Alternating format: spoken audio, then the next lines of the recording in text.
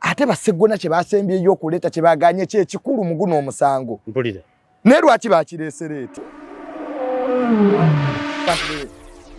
baza kuba bati bali tebakimanyi bali bakyategereza kanka kaleka nawe lwaki ekikulu ate kye kyaleteddwa leeti nganze mirundi mutabani wa mirundi nga nange nsigala nga tugende mu kooti muzukulu wa Mole gwe mwe tetwagala bintu bya kutumanya nti donizera simanya mubi simanya yeyambula take that nonsense away, that's a life. But me, I'm single, by the way. I'm a handsome boy. I'm educated. I work for myself. Okay? But I'm single. I don't love anybody because there are things. Love is the act of willingness backed up by good intentions. That's the definition of love. Yeah.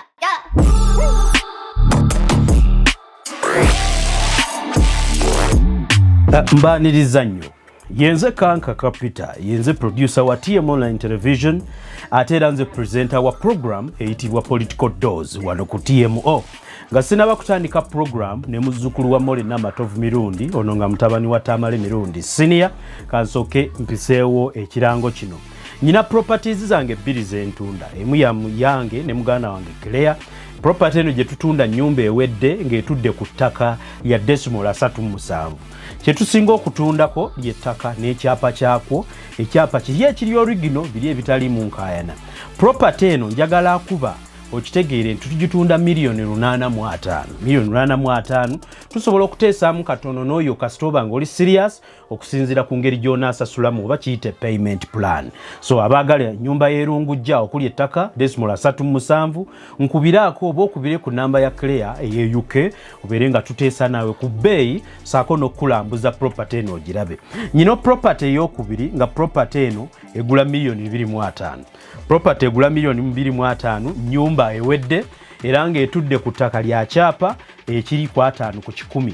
Singa ogigula ssaawa 5 n'ekitundu ekyapa nkikuwa ssaawa 5 n'eddakiika 31 kitegeeza weekiri kiri ready. Eri mu Mukono Town Council Mulowa Nabuti mu Town Council y'e Mukono era ng'eno ready Milo Land Title ennyumba ewedde emirimu eyo nga bw'ogira buli kimu kwekiri. Kati buli eyali agadde okubanga aneegattako okungulako properties zange ezo nkubiraako ngambe nti njagala yeerungujja ey'abanenemu 85 oba njagala ey'e Mukono ey'e250. Nkujjukizaako nti waliwo omusajja ayitibwa Tiger Sharif. Tiger Sharif ye ssenkagale w'ettendekero eriyitibwa Roast Coffee Academy. Roast Coffee Academy ettendekero likuyigiriza skills ez'enjawulo gwe munnaffe akola ebweru n'osobola okufuna ku mulimu ogukuwa ku ssente nnyingi. Bakuyigiriza barista skills, latte art skills, manual brewing skills, coffee roasting, saako ne coffee profiling. Kakati aba Roast Coffee Academy basangibwa mu Abu Dhabi mu United Arab Emirates okuliraana Al Wahda Mall oba ku luguudo oluyitibwa Airport Road. Bakubireko ku namba z'essimu kubira ku mukulu Tiger Sharif wa Roast Coffee Academy ku kalango enamba z'essimu z'olabako. Kambere nga ngenda eri ewa muzzukulu wa Mole Namatovu Mirundi era mutabani wa Tamale Mirundi senior tutandike Political Doors y'olunaku olwaleero.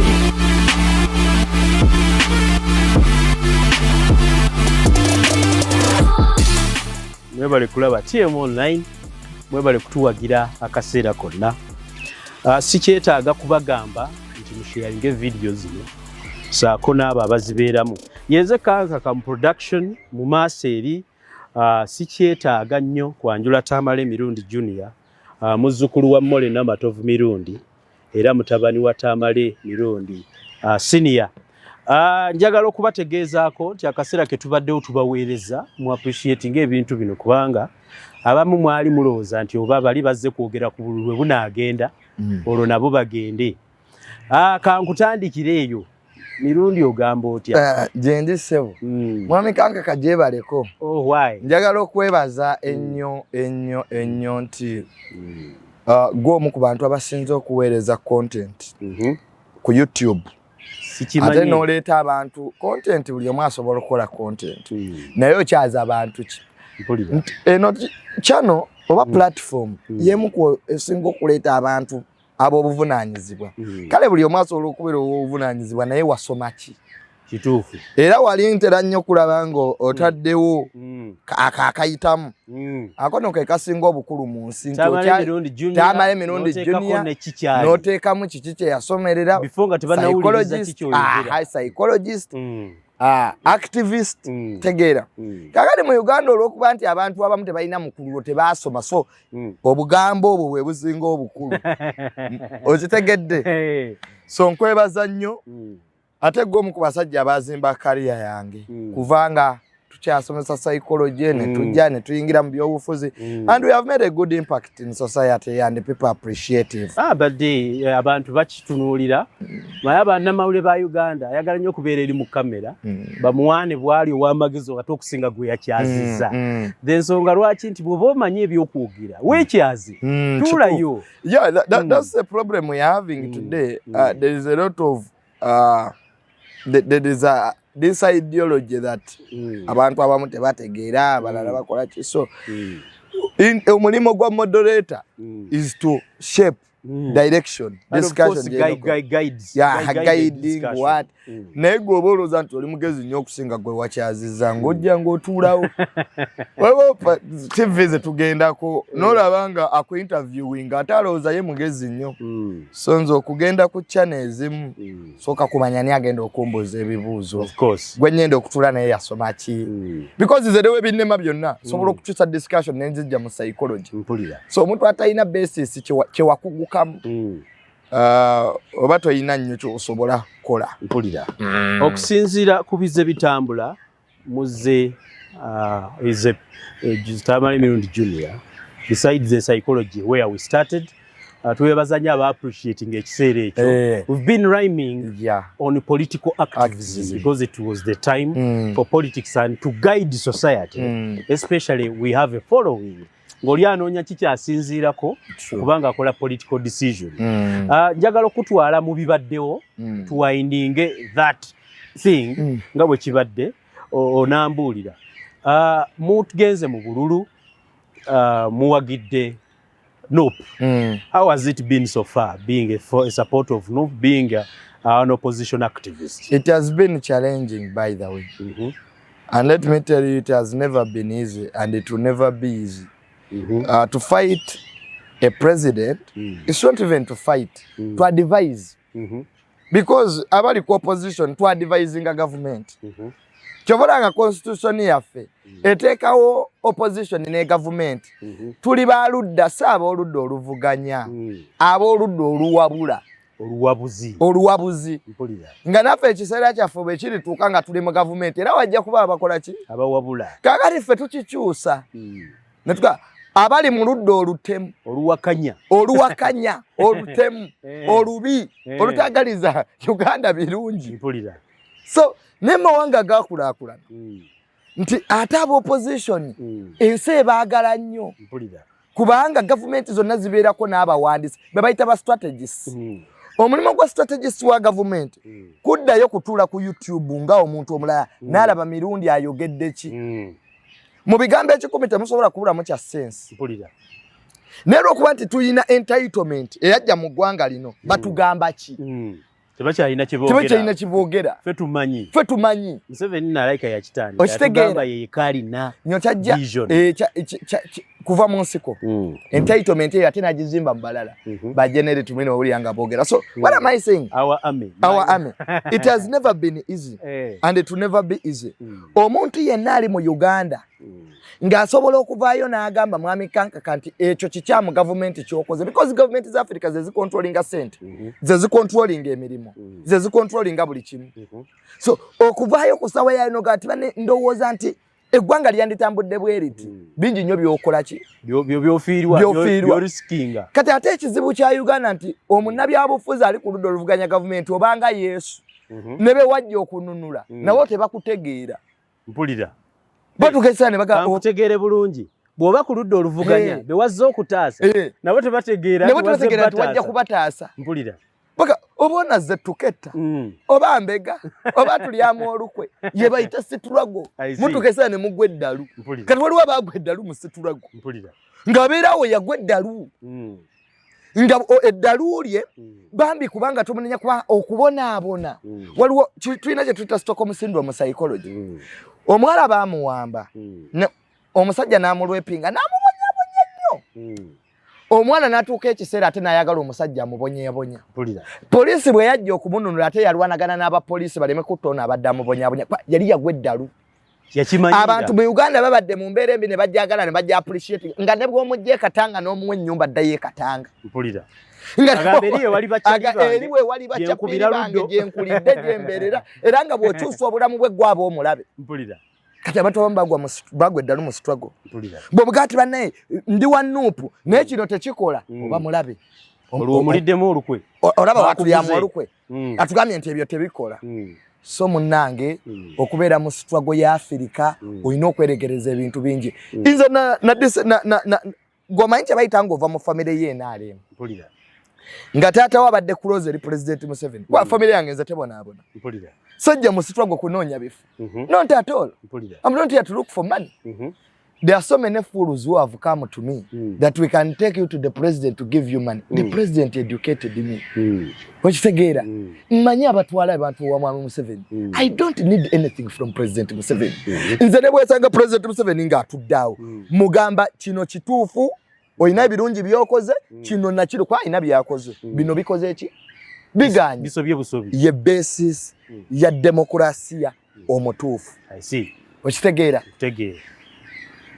n'ebingi nnyo byenjize mwami Kanka ku myaka gyange nemmanya lwaki Abannayuganda tukyali mu buwambe nemmanya lwaki President Museveni akyafuga eggwanga lino bingi nnyo byenjize. Why don't you share with us? I have learned a lot.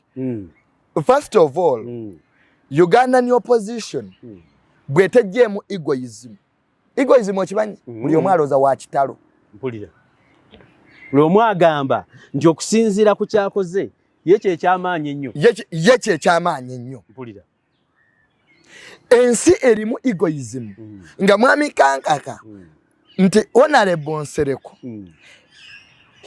n'abali ba Lukwago abantu basajja bamaanyi mu struggle era babadde ebbanga bakano kiza Besigye nti tebasobola kutuula ku meeza emu nga bwe tutudde wano ne tugamba naye bannange omusajja ono tumukoledde eki mpulira eggwanga likyali mu kizibu omu agamba munne ono moolo ono biki pate zaffe zitusingidde eggwanga lyaffe okitegeera eyo ensi tenunulwa kasita eddiini ekusingira eggwanga kasita pate yekusingira eggwanga kasita obufumbo bukusingira eggwanga Nelson Mandela bamusiba emyaka 27 mukazi we Winnie Mandela teyamuleka bweru yamulekayo yali amutadde ku bambega alabe basula nabo naye eggwanga lyamusingira ebyo bye yali yeekola ki mpulira abaana bangi bafiiridde mu struggle bayitirivu ono muganda wange Franka gwe twaziika in fact ebintu ebimu byesaagala kujjukira mu nsi eno biri bibiri omuliro gw'ebuddo kandi nalaba abaana nga bafa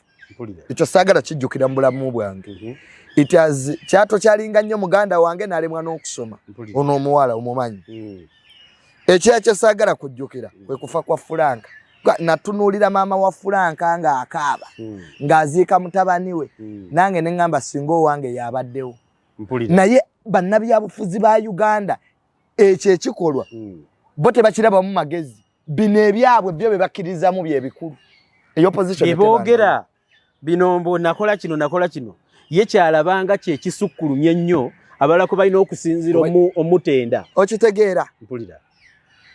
okitegeera kyenkugamba so ekyo nekiwa omwami Museveni omwagaanye okusigala ng'akyakola ki ng'akyafuga nala supervising akalulu wano e Makindi aka Bobi Wine naye nga OFDC ayagala owa Nuupu bamubbe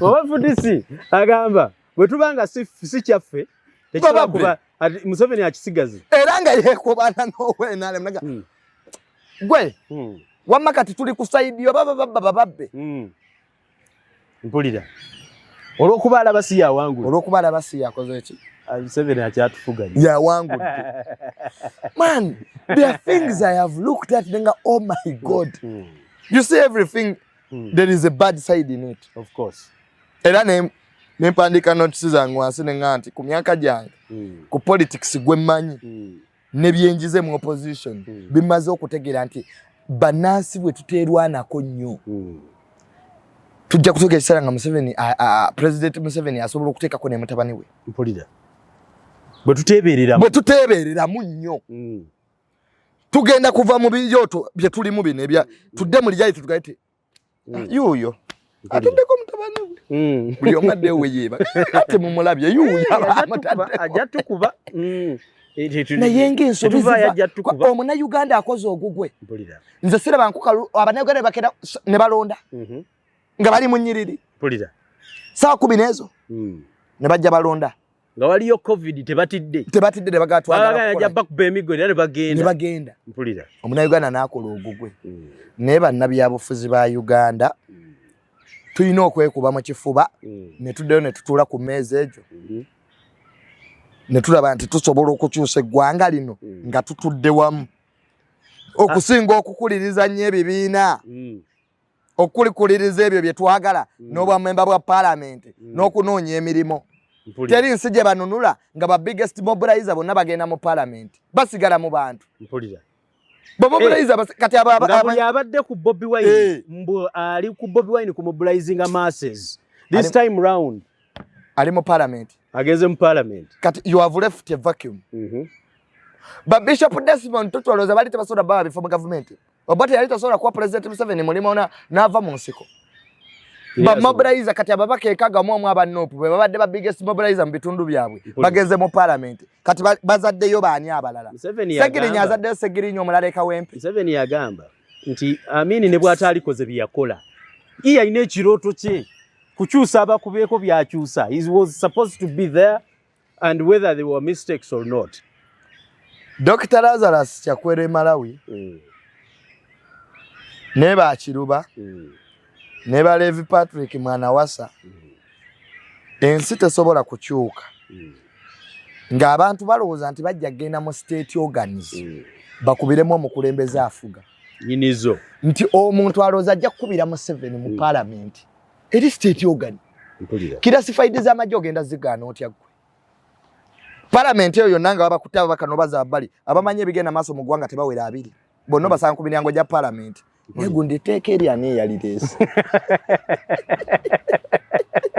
byerugendo tesaako leero ali yabireese state yamazo kibasuulamu njagala tunulira ekintu kino abantu abo boogamba batukonvinsinga nti mwawangula bababa kirabika baali badde saawe no bakola kyabwe naye kirabika nti akalulu kabbibwa mwabbibwa temwafuna buwanguzi bwammwe kituufu twabbibwa ekyo sekiwakana because an election is a process it's not an event sikusuula kalulu nti okulonda bwe kukoma okulonda kuvira ddala mu consultations zabaaho baba kubamigo okulonda kuvira ddala kye bayita free and fair is even a conducive environment of course where you can come, that's the fairness, cast your vote freely without intimidation, go back to your home or start the polling station peacefully and protect your vote. That is free. Then the fair comes in. The electoral commission comes in. Wabisoma justice byabakama byewasoma wabijja wanga tekuli internet. Ekyo kyabaire mu byakutuukako biti babivuga ku gali because mukaluka kyenda mukaaga internet teyaliiwo but we had methods that are credible where abanansi ze bakkiriza nti obululu buno oba buvugibwe mu basi za posta okitegeera zali basi za posta kati munange tosobola kuba mu ggwanga because the president was dealing with an insurgency. We know kudonozoma definition ya insurgency yete yali mu kalulu yali mu insurgency era osoba speech zo zonna mu kalulu yali atodeka ekijaketi kye kyamagye NRA nga UPDF agita NRA yaleta ne rokechi yaje Somalia ne Muhanga because he was dealing with an insurgency but terrorist namuleta akuma kalulu amagye nagajje Somalia tegeera kati akote kaba tekakyali kalulu luba lutalo twaziwo opposition candidate omwe ayambadde bulletproof. That's not free and fair. It was war. It wasn't an election. Omutaina ngatto. Omanya abafa. Should we calculate the electoral violence? Violence mu election yaliwo. Whereby you lose 100 people.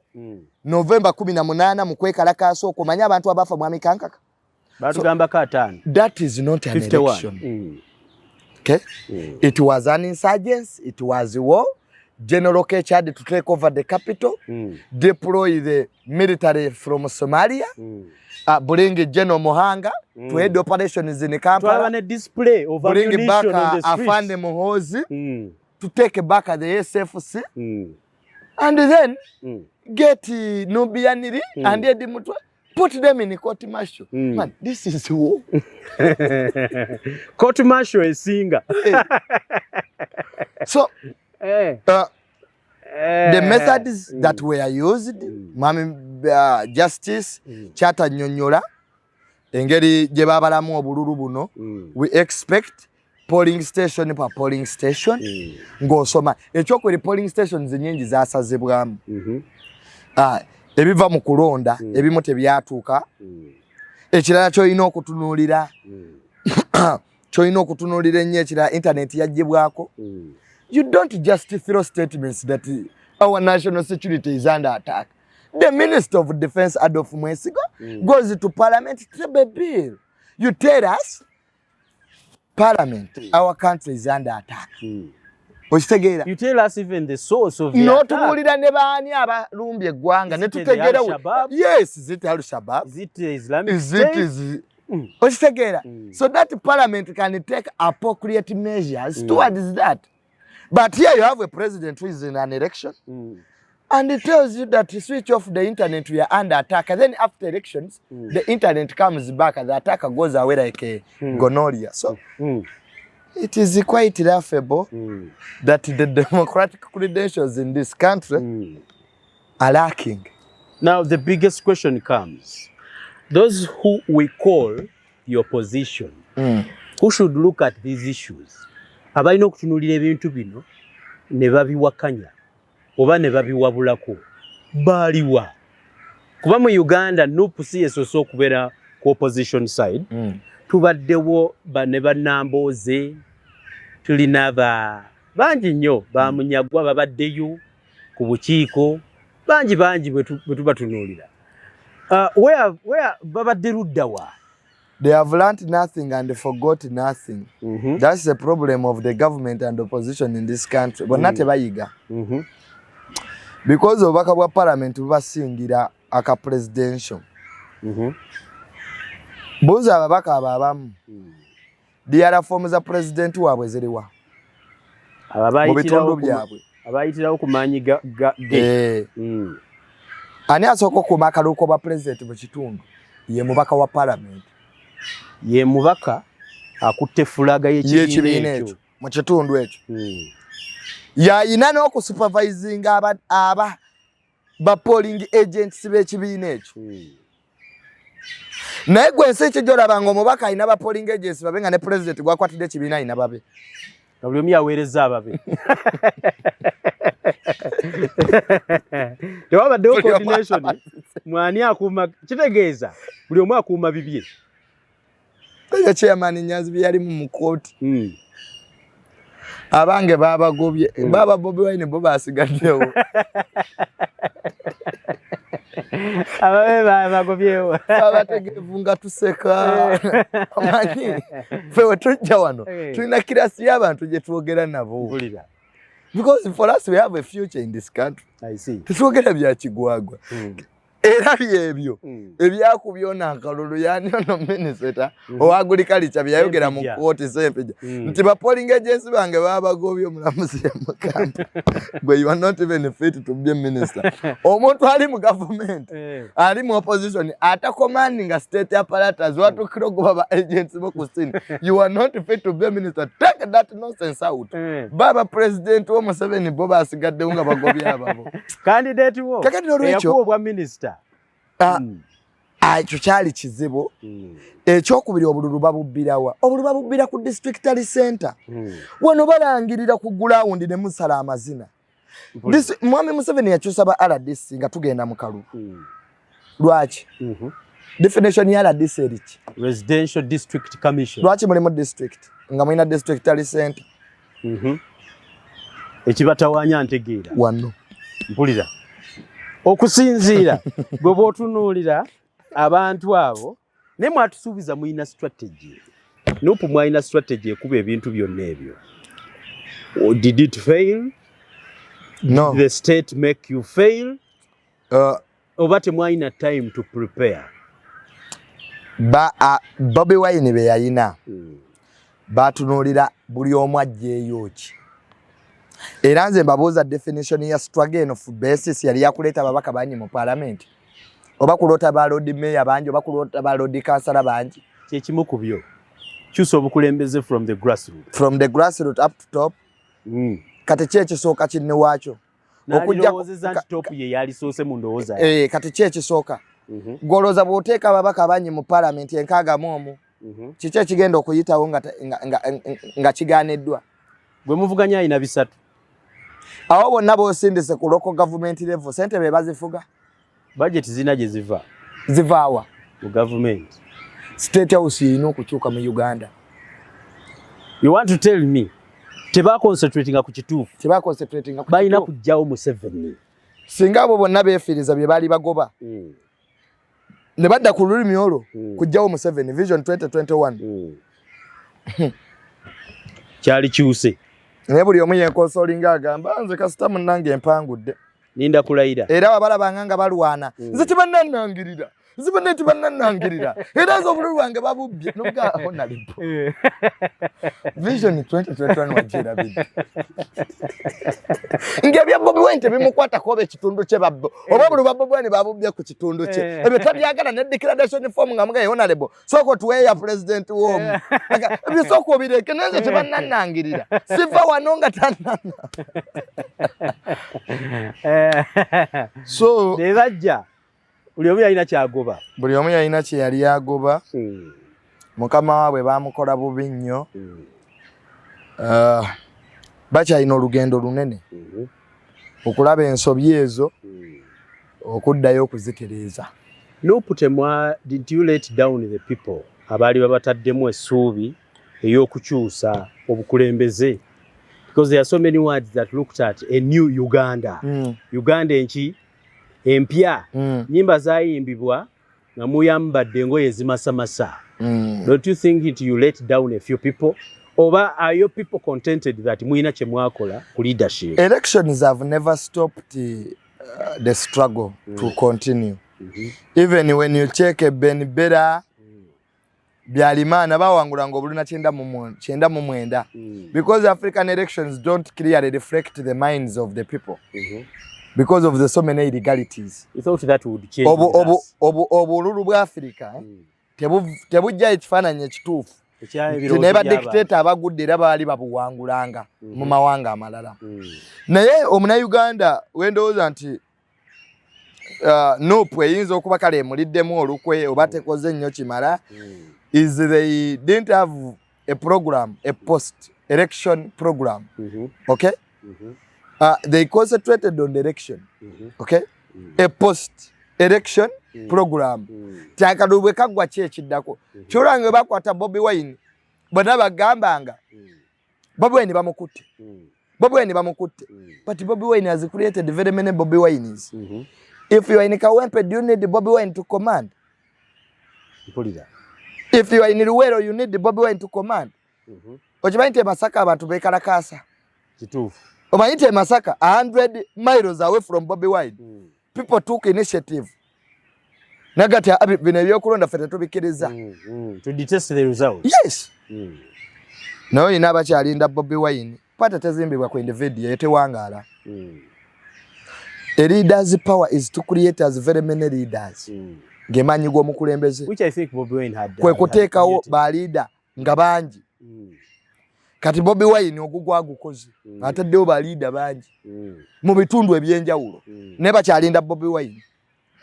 Tebamanyi kyakukola. Tebamanyi kyakukola.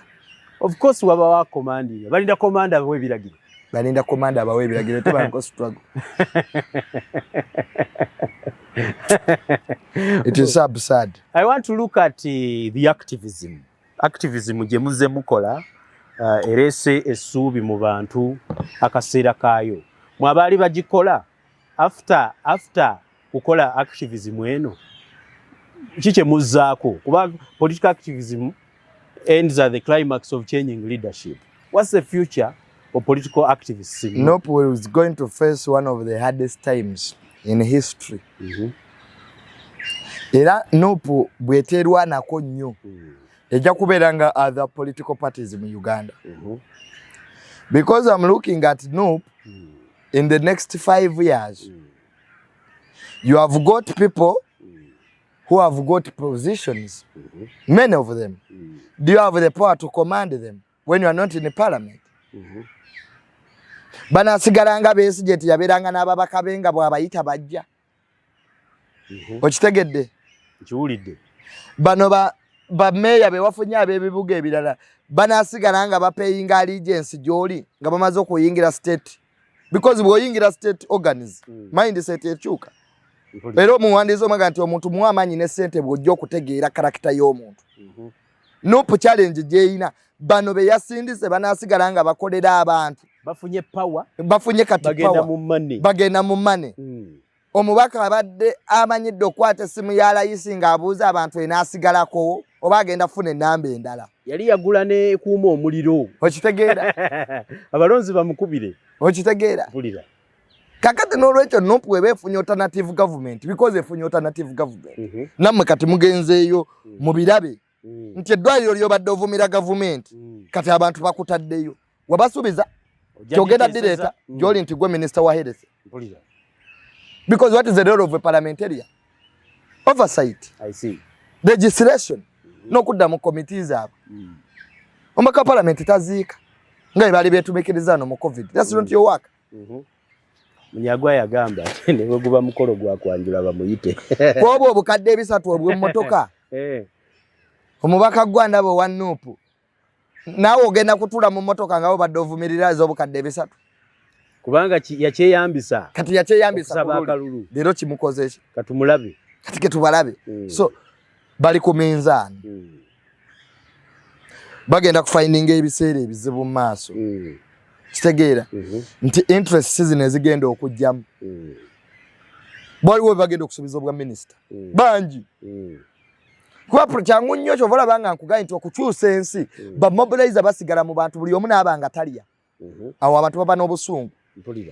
Mwami Kaka kasita oba nga tolya. Naye kati abagenze omusajja bajja muteera obukadde bwa 25 basiba bazunga ebweru bagenze New York beebase. Bamutadde ku committee. Anoonyereza. Byatamanyi. Nga n'akasente kayitingana. Agenda yeekonsolinga mpola. Era ogenda balaba omwaka ogusooka mu parliament boogera nnyo. Ogusooka omwaka bano abakagenda. Ogwokubiri ogenda omulaba ajja kutokosho zokka. Ogwokusatu abeera bweru. Ojja parliament eri ku YouTube. Ne mubugamba ati bannange. Gundi yaddawa. Kakati amaze okukola ki? Alinda ebulayo gumu. So nga political parties zonna they will find the problems to stay with that big number. Secondly, what my brother Bobby Wine can do right now is to go and build the structures in those places. Zetutawangulamu. Make a post-mortem report. Olaba obululu babubbirawa kiki kye twakola ekikyamu pate bwebera evaluation. Naye wadda mu bya kkooti. Ekyokusatu Bobby Wine alina okutuula n'ebali abanne bonna. Because Lukwago n'oba tomwagala obanga temukwataganya interest ye road mayor aliwo. Of course. Tokyasobola kikyusa. Kati is to find a dialogue of opposition players so that we can go back, plan for this country, and we. Because Nope is a new party. Lukwago yanakkiriza nawulirawo nga bamulonda naganze ne baleeta owa Nope omulodi waali. Lodi wendi ekifo kiri kyafuuka mu lodi ate obulodi kitegeeza Lukwago Erias. yanakkiriza okwogera nabo kuba bamusimbako omuntu n'abakuba. Twakola ensobi. Waliwo abantu mu opposition betutandirwanisiza. Like si kulwanisa. Betutanditaddewo nnyo bantu. Bwe mwalirabye ne mugamba wa tuli ku side yemu. Kubanga tosobola kuŋŋamba nti Lubongo ya Lewis Secretary General ya innovating abalukwago. Waje kujanyadde kitegedde. Nange ne wenda ndibadde nze okugenda ewa Lewis. Nganze Lukwago. Nga gwe Lukwago. Ompe kadi. Oye. Gotola abantu kisesa. Ngutegeera. Okitegedde. Yo mfuzo solo kukkiriza ne gambo wayi kankole mu kyenkoze mpitewo. Kubanga akati bano ba Lukwago bo kye bagamba nti tubaddewo mu situlago. Lwaki amaanyi gano agazza amapya tetukwatagana nago oba ono alesa amaanyi gano kati Ssemujju musajja mugezi nnyo nze nemba wa Nuupu very intelligent ya hinting kubwa speaker jo musajja mugezi nnyo Honorable Nsereko Honorable Lukwago baki abaddewo so wadde nabo balina obuzibu bwabwe naye nze ndowooza nti kati ebyo ebyayita tubyerabire. We work for the benefit of the Ugandan. Njagala kutunuza mu kino, you are a psychologist. Waliwo abantu abaali bafunye overwhelming thoughts ku nkyukakyuka. Waliwo abadde traumatized by what happened. Wali abafiiriddwa abaana baabwe in the struggle. Ate era akalulu ne katagenda in their favor. What is your advice as a psychologist to families ezibadde zina negative side effects ez'obululu obwakaggwa? One, there is a lot of stress because negativity comes with stress. That one we accept. And there's stress everywhere. There's no country etayina stress. Because you see those problems, the greatest factor in our society right now is stress. Abantu babeera nnyo muki. Waliwo omuntu eyava ku mulimo. Abadde alowooza nti President Museveni agenda because biggest stress akati mu Uganda is government. Government yeno yetamanya nti COVID yakuba eggwanga nesigala ng'etasinga abantu. So there's stress and there are setbacks in life. But what Nuupu can do, because they are in groups, there are people who have lost loved ones. And it's not Nuupu who has been killing these people, it is the state. So what we can do, I think that what Nuupu can do is to get a foundation to help these younger people. Bano, families zaabwe ezo. Okulaba nti babayambako wanu nga mama wa Franka mami kankaka Museveni ayinza okugamba mwagala kuyiikira okuteekawo charity eyamba abaana bano ababadde nnyo ku lusegere lwa Bobi Wine nga baafuna obuzibu tekyetaagisa Museveni kukikkiriza kukyapuluvinga because I do charity also. Do I need Museveni's consent? Ebiganye tunalinda Museveni abikole naye atusekerera oluusi. Waliwo bye tulina okwekolera nga era Abannayuganda bali ebweru mbeebaza nnyo bagezezzaako okulaba nti bateekawo alternative ezo okulaba nti bambi abaana bano. Ekyokubiri mwami kankaka, yes there is stress, there is negativity, there is what, but we should not lose hope as Ugandans. People have lost hope and they have become hopeless. So losing a hope, tusigale nga tugumya bannaffe ate naffe bannabyabufuzi be bawadde obuvunaanyizibwa tusigale nga tukola bannaffe baleme kuba nti bafiira buki bwereere tekyosinga obukulu ti omuntu yenna owa Nuupu bw'oli fuba okulaba nti oteekawo enjawulo kyetusobola okusasula eggwanga lino kwe kuleeta obukulembeze obw'emirembe. Naye kibi nnyo kya nnaku okuba nti gavumenti yatta abantu. Abantu bali stressed, abantu bateekamu ssente nnyingi mu kalulu. All that comes with a lot of stress, but stress is around and it will be there. Njagala okubuuza. And of course people I don't know whether people who want to have some psychological therapy on stress can reach you. Simanyo, do you offer that, such services? I used to offer that. But these days, because I'm busy, like I'm busy, I'm doing some things, my time is limited. But even people can reach me on my page, Tamale Mirundi JR, on Facebook. There is a number there, and we continue with the discussion. I can help where I can help, okay? But I don't want to commit myself that, you know, make yourself available for everyone anytime. For any time, no. I will not manage. Njagala okutunuulira ku gundi. There are people who are abali mu NOP, ababadde bagenda ku NOP. What's the future of the headquarter of NOP? Future ya mweka mocha, because during the political time I used to find people there abazo okukima essuubi, abali bakimye ebifo, abali bagala akatebe naye abali bagala ebifaananyi, abali bagala selfies n'obukulu. What's the future of your headquarter? Do you expect activity there? The activities will be small because it's now people who have positions at the secretariat that will stay there to run the party. Okay? Will they stay? Bajja kusigala abamu bajja kugenda because one, we are facing a challenge that even when you work for the opposition, kwa abantu abasinga, by the way, they were not paid. We are not in NOP because we are paid the money.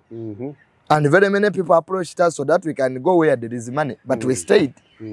Neno sanga abantu gabali ku social media bakuvuma bakumanyira. Ebyo bisinzo okugoba abantu mu struggle mwami kankaka. Oli nabeera eri ali bweru. Ali awo mu Middle East. Ajavuma abantu abali mu struggle, abantu ba NOP. Mugende. Oli musiru. Totegeera. Goyogera biki? Man. That ideology, that stupidity, that arrogance should stop. The people who are not paid the salary. Ideological bankruptcy. Yes, it should stop immediately. I see. We are not going to take away President Museveni and we give a country to people who don't reason. I feel so bad when people attack people who are in a struggle. You don't know what those boys go through, by the way. You don't know. You just watch. Ne omuntu daveri. Atudde ebweru. Atandika okuvuma omuntu ali wano. Nga taina na reasoning. Okay? Mukama wabwe tavuma. In fact, one thing I have learned about Bobi Wine is so appreciative. Ebitaina makulu tabiwa makulu. Ne babeera okwo ku Facebook bavuma abantu ekisinga okuluma nga akutte Facebook page. Agitaddeko Daphne owa Kyagulanyi. Why don't you put on your name? You abuse people in your names. You. Not the name of Kyagulanyi. And so many people think that it's Kyagulanyi who is sending these idiots to abuse the people. That's unacceptable. We cannot allow that bankruptcy. You impose just your ignorance on people. In fact, that thing ekyo kirumye nnyo abantu mu struggle. Ekyo kizeetedde nnyo abantu okuva mu struggle. Olwo bawaayidde onombega nze namulabye. Ono musiru. That stupidity. Abantu tebasigala gamba nti okay, bwe baba batuvuma nga tetulina na misaala gye tufuna, leka tutule tusirike. Bobi Wine needs everybody. Because everybody has a role to play. If you think to fight President Museveni is easy, vayo gy'olyo gy'otule wano. Twawona amalawo olunaku gwe. Okuddaano ku kamera n'otekayo face yo z'abaana buuzo oyo senga kaduuka. Senga kaduuka omanyi nti baamusibanga n'omwana we baby ne babasibira mu komera. Because bano abasajja baagala omanya. But you find an idiot. Ali ku Facebook avuma abantu. Kyagulanyi owa Bobi. Simanya Daphne owa Bobi. Take that ignorance to your mothers.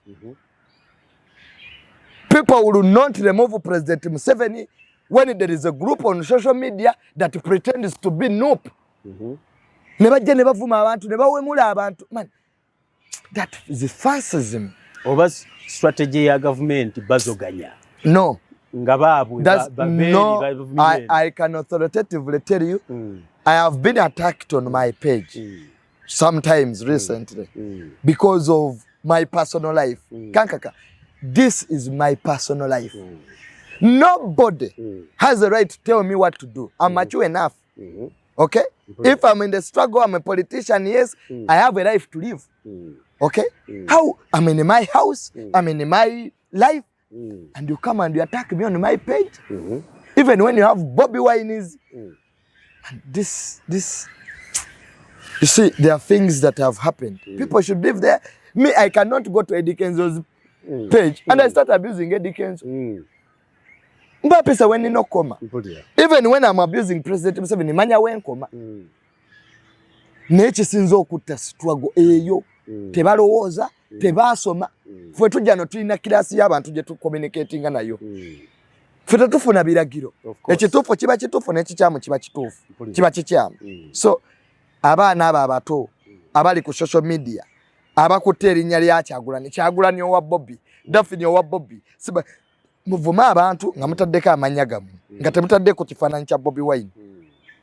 Ne muvuma abantu, ne muvuma abasumba, ne muvuma abakolera abali mu struggle, ne muvuma aba gavumenti abammwe bennyini abateekayo omubiri abo ne mubavuma.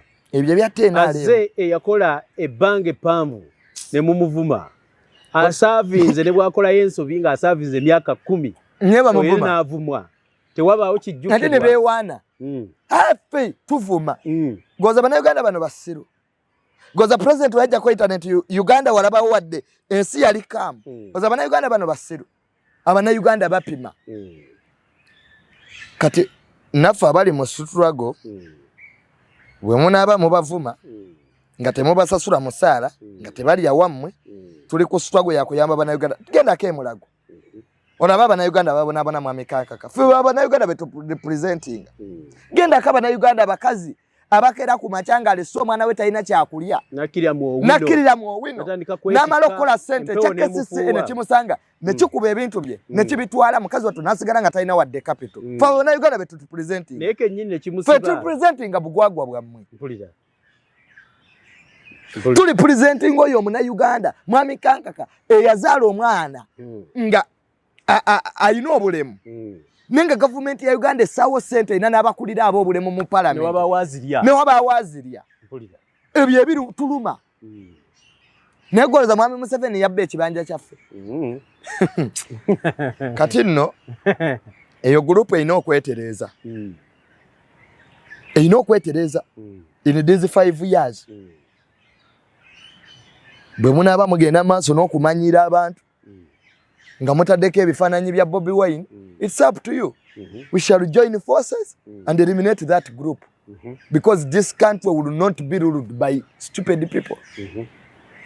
This country kati de gwanga bwe lyatuuka Bobby Wine tavuma. Never at all. Bano bafulu figure babaje wande disagrees on people on principle. Exactly. I want us to end at looking at chiche mugenda okufuna mu kutunuulira a court eno.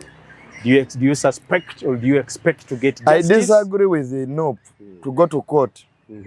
You are ofuula obukulembeze bwa mwami Museveni okuba nti buli mateeka.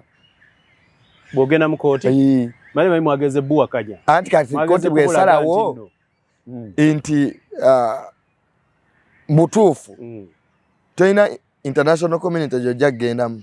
Nze saabagamba kugenda mu kooti era nkiwakanya ensonga zange esooka abo bonna abalamuzi ba Owiny Dollo ba Justice Butera bolaba abatudde awo bakadda b'enaalemu njagala ombuulire okuva mu bintu byonna bye bayina n'obugagga bwe batuddeko minus ssente za gavumenti babaddewa. Justice oyo golaba Owiny Dollo yali ku musango gw'abasiraamu nga natanafuuka Chief Justice n'asalira omuntu omusango n'amugamba nti message oli yasirikira munne message n'amugamba Settlalism Act banene babiwakanye bakiwuggwe. We don't have constitutional judges mu Uganda. Bali afubekti era kyova olaba nti ku musango gwa Mbabazi n'eguno dero basomesa e Makerere be bayita ba Lordons be bawandiika recommendation be bayita friends of court be bawandiika recommendations ne bazibawa bano ne basoma bano bye bakoze kikuba bye babisomesa Pulira. Because our judges are half baked. Omulamuzi Odochi is a consultant in Southern Africa. Ono Chief Justice. Abo be basajja abali abagubira mu constitutionalism. Bati Katulebe ali ku faamu ye. Teri gwanga na lisobola mu itaditereza constitution yalyo. Bategera. Kavuma yawandikanga court injunctions za Sirunga ziweleza parliament. Is a reject. Ali mu civil aviation yakolira board. Pulira. Judiciary tegena mu politics. Batulanga bwe tutudde wano abo bonna balamuzi bolaba ne batula ne ba friends of court abasomesa amateeke makerere ne bagambe misango gino tujagala muki nga judiciary sibya nopu era tuvula kuliko kyagula ni verses Museveni si nopu verses NRM. I see. Ne batula wano ntikatifa abategevu derani Beita rani di friends, rani di what? Rani di council. Kati gwe toli rani di tobi manyi. Mpulira. Kati barani di friends batulanga bwe tutudde wano. Aba bagusala ba friends balo. Never picking an interest. Never twagala muki musango guno. One, ekiri musango ekyo kiri contentious kye bagenda okutereza. The powers of security in an election. Amajega komawa mu kalulu. Ne electoral commission amanyi gayo gakomawa bye bibiri era recommendations ze banawandika bano bye bagendo soma tuvula abasoma bisome the judiciary will now take the above measures. The security forces will not be allowed to guard the candidates. Nyanga bikoma ku lupapula mu byambabazi bye basala luli byakola twatuuka mukano nga tewali kyakola kakati balandi friends we bamala obiteesa ne babitwala ewo muyekera President Museveni ye akyali kubiyekera bwa NRA na balandi friends we mutwe musaze gundi simwagala ne gundi simwagala ne gundi simwagala muzale ko musala mpulira nga bateeka mu dustbin gwe nkugobye ku bulamuzi gwe nkugobye ku bulamuzi tukyasobola bintu nawe wumula tukyasobola bitu Judicial Service Commission yebalendera kuki eronda nga bamalaga be Kenya bebalondera ku TV ne bawayo omulamuzi Chief Justice ajja ne bakusomera emisango enaje yasale jakasa meme noga no yasanide yasiba gundi bano giriwe jakasa meme Justice Butera tubulire yo lwalondeddwa temutubulire yakasasiro zengo ndaba mwebyo asoka they all exaggerated judges. I see. Oyagala kungamba nti Bobi Wine ku decision yakoze sintuufu kubanga alina okubanga alina abamuwabudde ku ekyo kikolebwe nga bw'ayagala okikola mu court. Who benefits from the court? All of us. Museveni benefits from court. How does Museveni benefit? His presidency is put in records. Era yabanyumirwa nnyo mugende mu court. You legitimize Museveni's presidency. He is so-called rigging by going to court. Don't go there. How can you stand in judges? Bomanyidde ddala nti omusajja yabasisinkanye ku Mande n'abasuubiza buli kimu. Waliwo ebintu ebitakolebwa nga n'oba obyagala nnyo kita. Era oli bagamba omuzizi azimbya ttwe bw'ozira n'otuuka wali. Mwami kankubuulire. Kooti eyo bw'esazaamu akalulu ka Mwami Museveni ngenda va mu byobufuzi bya Uganda. Toliddamu birabikamu. Akalungu ekutte ne kasaziddwamu. Kayinza obutasazibwamu.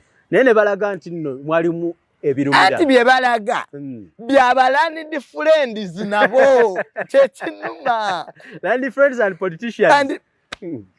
Land friends and politicians nga bwe tutudde wano. Which politician was a rebel? Nti twagala ki mu musango guno. Balodons balina we bakiyita mateeka. I will ask my brother ono ali mu parliament. Twagala ki nga judiciary tebibeera bya bufuzi ebeera judiciary as a sector. Kiki tufunamu? Fiche tufunamu. Kakati ekyokubiri kye bafunamu abalamuzi baagala nnyo emisango gigende mu kooti. Era president yaguze ba lawyer ago. Aba lawyer ago. Buli Bobi Wine lawyer gwagendako okufuna bamuwadde dda ssente. Era Bobi Wine ajja kunoonya. There are so many illegalities. Ekyo sikigaana. Nope has a good case. But it has taken it to a wrong court. tulongo people bakubye ogeze mu bapoliisi ababbi ate gy'oloopa omusango you are legitimizing ababbi nti mukama wammwe yanzibye oloopa wa junior oloope DPC kakati at the end of the day I cannot stand here and I tell people lies I'm not that class I'm not that level balinde ebyabali ebyokuleekaana I have a following abantu abanzikiriza abanamuwolereza nga babaguze Museveni nabo bennyini baali nabo nababeegendereze lawyer kye bayita lawyer mu nsi Dr. bamubuuza 1+1 n'agamba 2 Ingiriya ne wanga 1+1 n'agamba 2 lawyer wewe bamubuuza 1+1 yaga I can make it 11 I can make it 22 I can make it 30 and I will still have reasons why I have made it like that never trust lawyers bali mu byabwe Honorable Sseggona babalabi nti yaliwo nga yawolereza the man is making his CV balukwaga bali baddewo mwabasimbako abantu nabo ne banyiiga oyo mugezi nnyo mu constitution ogundi era kakati mu musago gw'ababazi Attorney General babuleeta because you cannot report President Museveni he's a president okitegeera amateeka ina immunity kati kyobola kuliko Museveni you have reported Museveni as Museveni tuhabulwa kyobola ng'aleeta balooya ababe Attorney General tajja kaya Attorney General yawolereza bitongole bya gavumenti kakati kankubuuze lawyer wa Isiani isi kitongole kya gavumenti oba Isa Independent Electoral Commission independent irundi olusambuza independent muwadizi ate birete independent ngomusala guvera siri atero kumbuza independent of who tobulire ate independence mukinga President Museveni yagoba balwako ate mpulira tekati n'olwekyo emisango gyonna eja constitutionalism abalamuzi abatuddewo bakiwuggwe era kyovolanga bababuuza ebibuuzo basooka ne bagake tukomewo okwo omanyi lwaki basituka ne baddako emmanju to ask the land friends in Makerere kino ababasomesa professor kino tukiddemu tutya baba wakasente ayize okuba essimu nagawayi yakuyitayo kawungeezi anti ne baprofesa b'e Makerere gwe tewalaba olutalo Professor Nowangwe yaggala university law school neegaana okuggalibwa omusajja yaliko yali mukambwe nnyo principal waayo is the only principal tutula mu meeting bwe tutie Makerere abaana tukubyeko ba professor bakubyeko omusajja yavuma Professor Nowangwe namugamba do you know what it means to attack law school you think law school is part of Makerere naga as I was coming here the Chief Justice called me and told me don't resign. Boss, our friends. Sibangu. Garoso, toina rawiza mugoba. Alinga go mukama. Atega go mukama we. Agenda obuzolo talo lwali ninga lo school ngate yepankedwa kakati ebyo bya lo school kusomako. Ku musago gw'ambabazo manyi bagamba. Bwe baba basendesa obululu okuva ku polling station batuweerezenga emails buli ekibiina ekigenze mu kalulu batuweereza ku email simanyi oba mwazifu twazifuna ate internet etaliko bayiro mwina declaration form yes kama mwe yatuga mwine emitwalo ebiri yes abasajja ne bagamba nti nedda tewaliyo public servant yenna ayinda kukozesa motoka za government kegabe maje ba minister babadde bazikozesa mu kalulu zaade zikulembera balabikibwa kyo kyagenda okulondebwa kakati the biggest problem President Museveni has very many powers which we are supposed to change in the constitution President Museveni alimegenda mu kalulu nga president kyonzizaayo wali mwayina kutagetinga kujjako Museveni sikufuna bifo era kyovulabanga Sseggona kye yaleseeyo honorable kye kikulu bino bye babaganya okuleeta naye nange ate mbeewuunya abo abasajja lwaki ate ebikulu bye babireesereeti nakyo saakitegedde bulungi kwaye Sseggona anti lwaki ate ekyo kye baba Uganda kye kibadde ekikulu babadde baga nti President Museveni is linked with an election ate ng'etteeka liga teri muntu ajja mu kalulu ng'ali linked with an election one President asigala nga commander in chief yakuwa bagenda okukuuma akalulu linked with an election President Museveni yalonda isi linked with an election so ate ba Sseggona kye basembyeyo okuleeta kye baganye kye kikulu mu guno omusango mpulira Ne lwaki bakireesera eti? Tulina okukitunulira ekyo. Gwe tolaba nti lwaki? Bayinza okuba bati baali tebakimanyi. Bali bakyakyetegereza. Kanka kaleka naawe. Lwaki ekikulu ate kye kyaleeteddwa leeti? Oba balandi friends baali tebannaba kubawa go ahead. Ekyo kyekikulu Musa.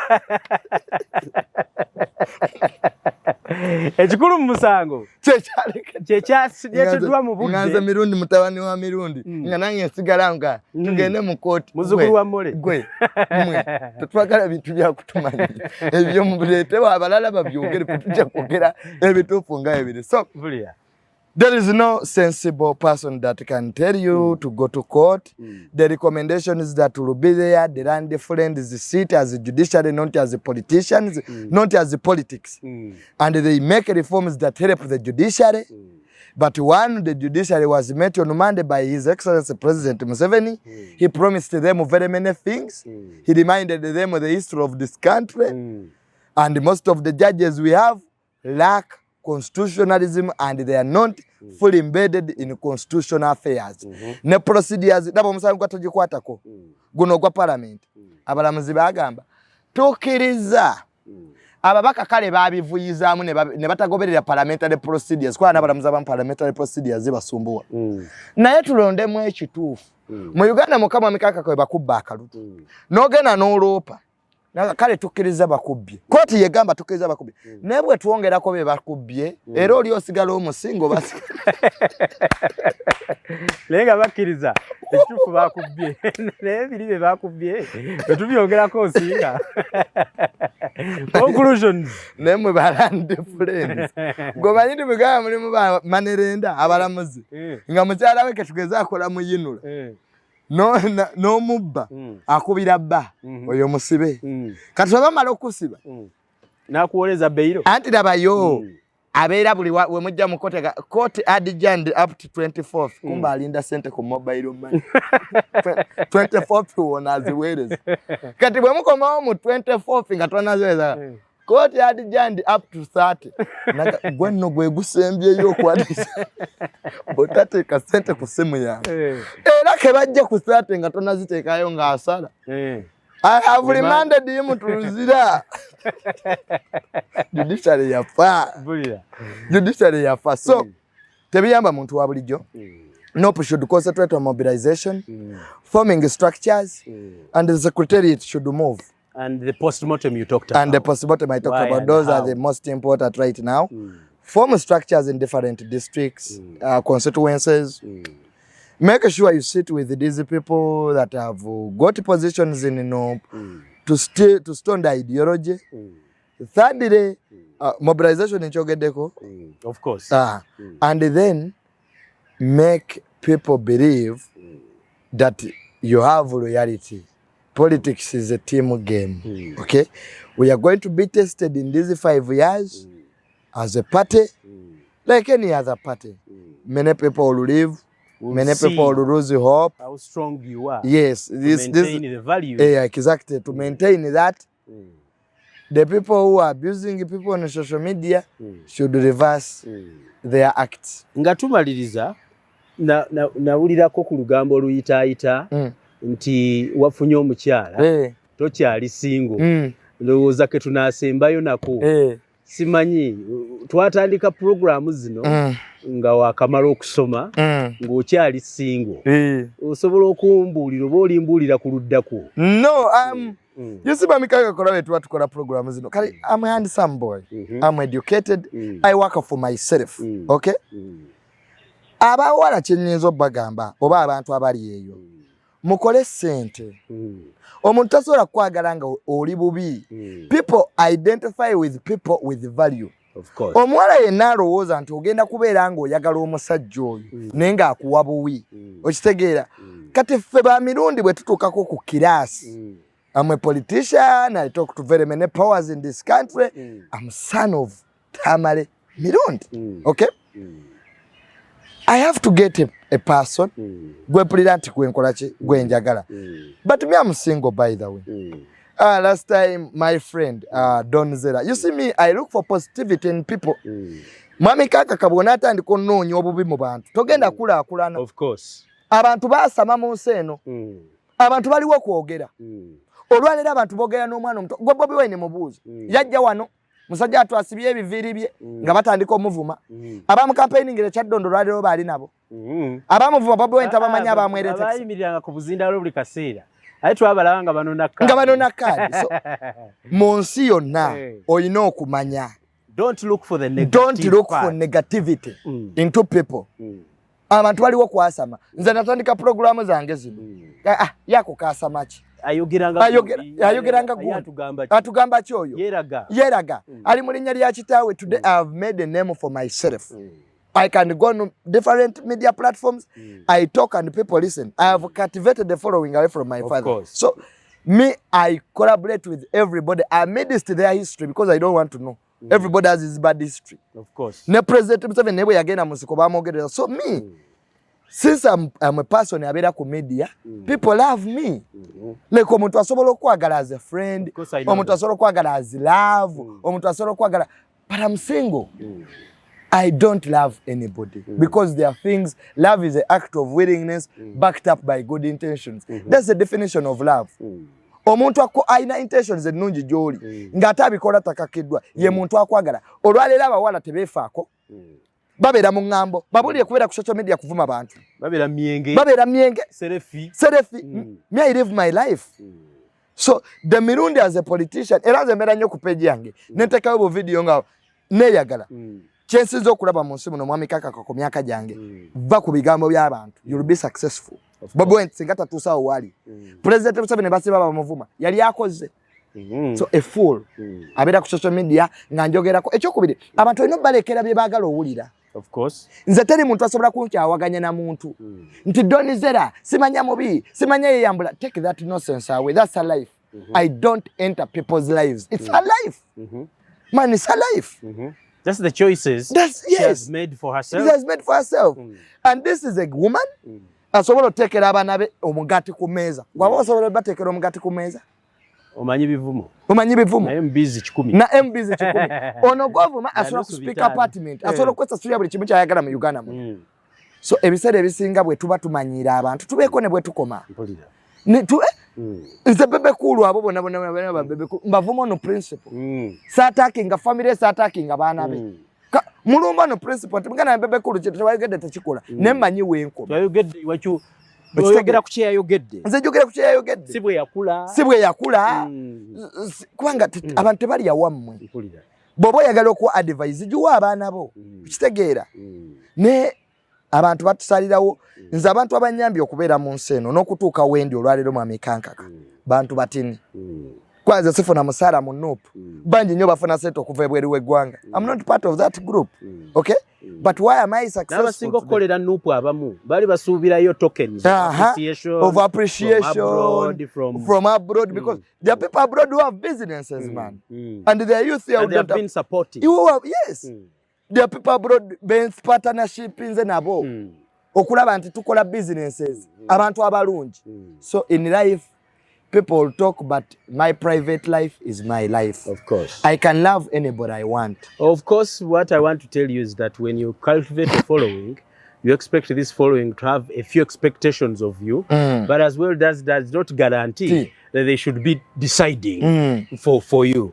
So nkitegedde kati nti mirundi akyali singo nkyanoonya ssente nkyakola bulamu bwange.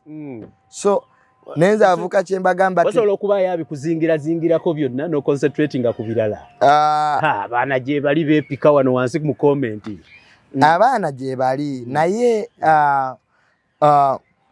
omuntu yenna ng'onaabeera n'omuntu relationship zaffe kyovola nga bavubuka teziwangaala because tujja tulina expectations. You gave me a proper definition of love. Bali sijuwulirangako. Love is an act of willingness backed up by good intention.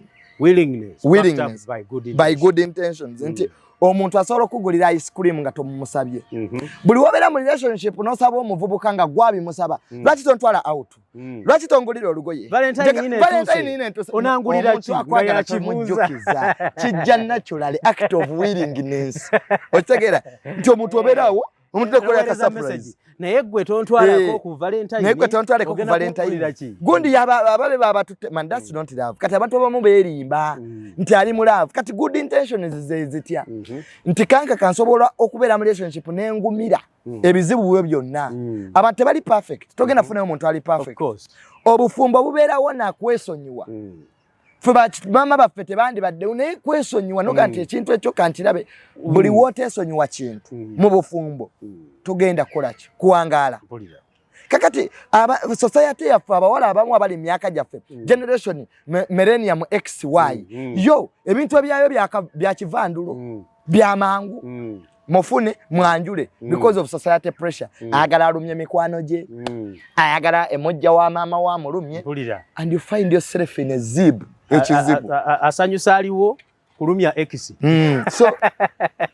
me as a psychologist I have taken a lot of time nga netegereza banji bajja mu inbox yange netunywa because me am a friendly person but Donzera is just my friend ina businesses tutesa ku businesses netunyumya so olusi tubeerako mu vibe nga tutambuddemu olusi ntambula n'abantu bangi nze nyenda nnyo mu efe ebisanyukiramu nina ba celebrity bangi bensanga netubeera mu vibe netunyumya netuseka man and we live our own lives. Of course. I want to keep this at that. I want to thank you for following us through time. We've kept this and we give you this promise that Tamale Mirundi Jr., a psychologist, son of Tamale Mirundi Senior and a grandson of Mole Namatovu, bwetutambudde. We'll keep you posted on upfolding events. Yenze Kanga Kapite, nakoze ne mukulu Mbazira Ibrahim, okubanga tubatuusako production eno. Nsibudde, mweraba.